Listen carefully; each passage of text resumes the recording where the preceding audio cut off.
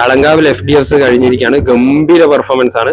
മമ്മൂക്കയുടെയും വിനായകന്റെ അഴിഞ്ഞാട്ടം എന്ന് വേണം പറയാൻ. കാരണം ഈ ഒരു കഥയിൽ എന്തുകൊണ്ട് വില്ലൻ കഥാപാത്രം മമ്മൂക്ക തെരഞ്ഞെടുത്തു എന്ന് ഈ സിനിമ കാണുമ്പോൾ നമുക്ക് മനസ്സിലാവും.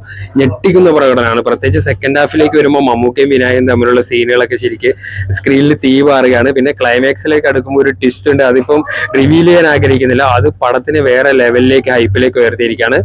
ഒരു രക്ഷയില്ലാത്ത സിനിമയാണ്. നമുക്ക് എങ്ങനെയാണ് ട്രെയിലർ ടീസറിലും കാണാത്ത ഒരുപാട് സീനുകളും ഒരുപാട് ഞെട്ടിക്കുന്ന മുഹൂർത്തങ്ങളുണ്ട്. അതായത് അഭിനയത്തോട് മോഹമുള്ള മമ്മൂക്ക പുതിയൊരു വേഷം, ഇത്രയും കാലത്തിന് ശേഷവും എങ്ങനെയാണ് പുതിയ റോളുകൾ കണ്ടെത്തുന്നത്. സ്ക്രിപ്റ്റ് കാണുമ്പോൾ അദ്ദേഹം കറക്റ്റായിട്ട് അദ്ദേഹത്തിന്റെ റോൾ ഏതാണെന്ന് മനസ്സിലാക്കിയിട്ട് തെരഞ്ഞെടുത്തു എന്ന് അദ്ദേഹം പ്രീ റിലീസ് ഇവന്റിൽ പറഞ്ഞിട്ടുണ്ടായിരുന്നു. അത് എന്തുകൊണ്ടാണെന്ന് ഈ സിനിമ കാണുമ്പോൾ നമുക്ക് മനസ്സിലാവും. പിന്നെ വിനായകൻ വളരെ വ്യത്യസ്തമായ ഒരു വേഷമാണ്, കൺട്രോൾഡ് ആയിട്ടുള്ള വേഷമാണ്. പക്ഷെ ഞാൻ പറയുന്നില്ല, അതിലും ഒരു ചേഞ്ച് ഓവർ ഒക്കെ വരുന്നുണ്ട്.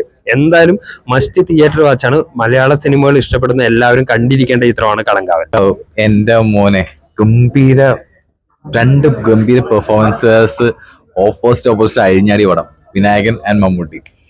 Hats of two the director. ഇങ്ങനൊരു ഈ കഥ ഒരു നോർമൽ കഥയാണെങ്കിൽ മമ്മൂട്ടി നായകനും വിനായകൻ വില്ലനായ മതിയായിരുന്നു. പക്ഷെ ഇത് വ്യത്യസ്തമാവുന്നത് മമ്മൂട്ടി വില്ലനും വിനായകൻ നായകനാവുന്നതാണ്. അത് ഒന്നൊന്നര എന്താ പറയാ, ഒരു മേക്കിംഗ്, ആക്ടിങ്. മോനെ, ഒരു മലയാളത്തിന്റെ ഇത്ര ഒരു സൂപ്പർ സ്റ്റാർ ഇങ്ങനെ ഒരു ക്യാരക്ടർ ചെയ്യുക, അതും ഭയങ്കര ഒരു എന്താ പറയുക, സെറ്റിൽ ആയിട്ടുള്ള ഒരു സൈക്കോ ക്യാരക്ടർ. നമുക്ക് ഓൾറെഡി ഇതിനെപ്പറ്റി ഏത് കഥ ബേസ് ചെയ്താൽ നമുക്കറിയാം. സോ സ്പോയിലേഴ്സ് അല്ല, പക്ഷെ പടം ഗംഭീരമാണ്.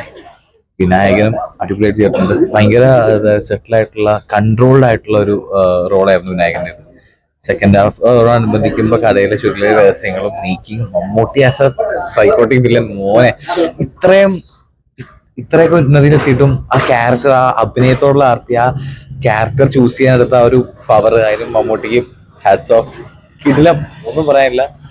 ഓവറോൾ നോക്കുവാണെങ്കിൽ ഒരു കിടിലം മൂവിയാണ്. നല്ല ഒരു സൈക്കോ മൂവിയാണ്. സ്ലോ പേസ്ഡ് ആണ് മൂവി, പക്ഷെ മോനെ ഒരു ഒന്നൊന്നര സംഭവമാണ്. ഇത് എടുത്തതിന് മമ്മൂട്ടിക്ക് ഹാറ്റ്സ് ഓഫ്. മമ്മൂട്ടി